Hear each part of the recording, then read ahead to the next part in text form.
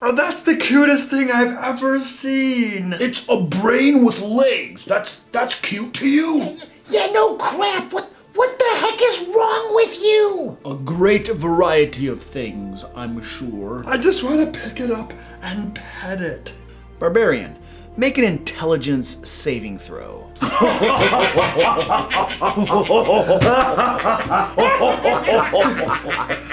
I even need to roll?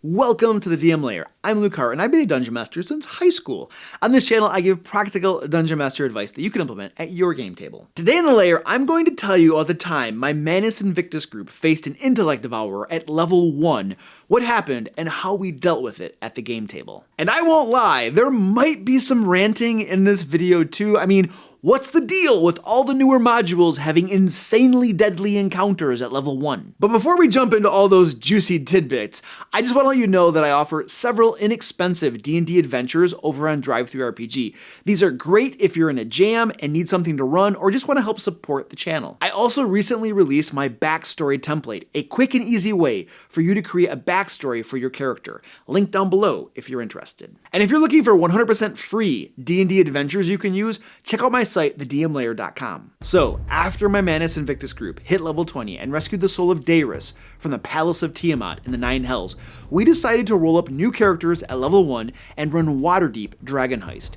And partway through the adventure, their group became known as the Troll Skulls. A quick note before I continue, there will be some spoilers from that module in this video, so if that's a problem for you, you've been warned. At the behest of Volo, the heroes are tracking down a drunken noble named Floon, and their investigations lead them into the sewers, where they come across a gazer.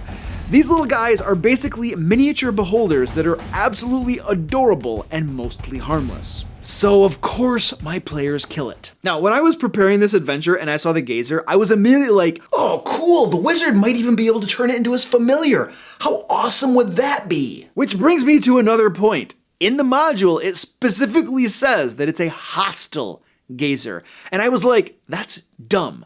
I'm sure the game designers wanted this to be a quick little battle for the players, but what a missed opportunity. When you put a cool little monster like a gazer into a game, especially considering that there may be a wizard character on the prowl for fun familiars, it's much better to leave your options open. What a surprise. Guapo is bothering me again. So I didn't present the gazer as a hostile enemy. In fact, Gimbal, the gnome wizard, talked excitedly about turning it into his familiar. In the end though, the other trigger-happy players decided the issue for him. Remember, the Dungeon Master can only do so much. The players are slogging through the sewers, and eventually come upon the Xanathar Guild hideout. They spot the arrow slits in the sewer walls, and glancing in, notice several goblins sleeping on cots. At this, one of the players, Luigi, a goblin archer, strides forward and calls into the arrow slits, waking the goblins up. Luigi claims to be working for the Xanathar too, and demands they open the door. And then, a few deception checks later, the doors swing open, and the goblins let the heroes into the compound.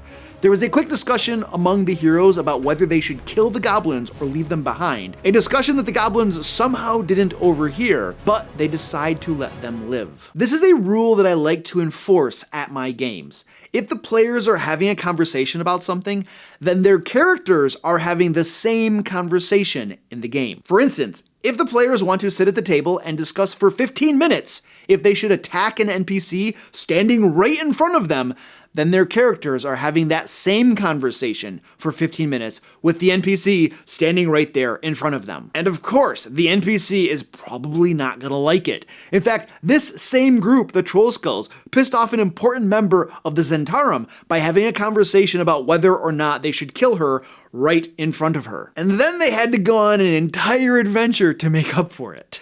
Players will often counter by saying they're just speaking out of character, but they're not. In my games, I consider discussions like that 100% in character. Out of character discussions are when they're talking about the barbecue rib sandwich at Saddlebacks or playing True Dungeon at Gen Con. In other words, I don't let my players press the pause button on the game under the guise of speaking out of character. And you'd be amazed at how much faster decisions are made and the game moves when you don't let them do this. Having bluffed their way by the goblins, the adventurers make their way forward and come upon a grumpy Duergar and a human bandit. The heroes continue with their ploy of working for the Xanathar, and the Duergar demands they prove it by dealing with an ooze behind a door in a room over there. The heroes do just that, easily dispatching the ooze. The Duergar then informs them that he'll be taking them to see the boss. Again, there is that moment where the heroes are casting each other looks, and you know exactly what they are thinking. Guys, this is a really bad idea. We should definitely murder these two right now. I have a very bad feeling about this. So the Duergar and bandit escort the heroes into the next room, where they find a half-orc wizard and a mind flayer holding and caressing an intellect devourer as though it were a dear pet. And it's at this moment the heroes realize they're screwed. They try to talk their way out of it, but the mind flayer is having none of it, and a battle goes down. Now, fortunately, the Mind Flayer was designed to be nothing but a tease of something to come, so it walks off screen and leaves its minions to clean up the bothersome adventurers. Okay, what the crap? I mean, we're talking about a level 1 party versus a Duergar, a bandit, a wizard apprentice, and an intellect devourer. What were the game designers smoking, and does any playtesting even happen? Sure, the players are responsible for dragging along the Duergar and bandit when they could have and should have dealt with them earlier. However, an intellect devourer at level 1? Really? I suppose it's really up to the dungeon master to evaluate encounters like these and change them if needed, but it's a professionally made module. DMs shouldn't have to. Oh, and do you know what happens when a level 1 party faces an intellect devourer? Nothing good, I can tell you that. Miraculously, against all odds, the heroes manage to defeat the Duergar, the bandit, and the wizard's apprentice. However, that intellect devourer is a different story. One moment, it's just standing there on the ground, all brain and legs, and the next moment, it's gone, just gone. From the hero's point of view, the enemies have been vanquished. They find Floon in a nearby room, untie him, and escort him from the dungeon. As far as they're concerned, that adventure is in the books. But where did that intellect devourer go? You see, out of character, my players all saw me, the dungeon master, ask my player Michael to make an intelligence check for his goblin, Luigi. Now, Luigi had already failed a couple intelligence saving throws against the intellect devourer, reducing his intelligence, so the result wasn't good. And then I described the intellect devourer as disappearing, so they all know out of character that something was amiss. However, Luigi the Goblin kept on acting just like Luigi the Goblin of old. You see, after that failed intelligence check, I took Michael into another room and explained to him what had happened.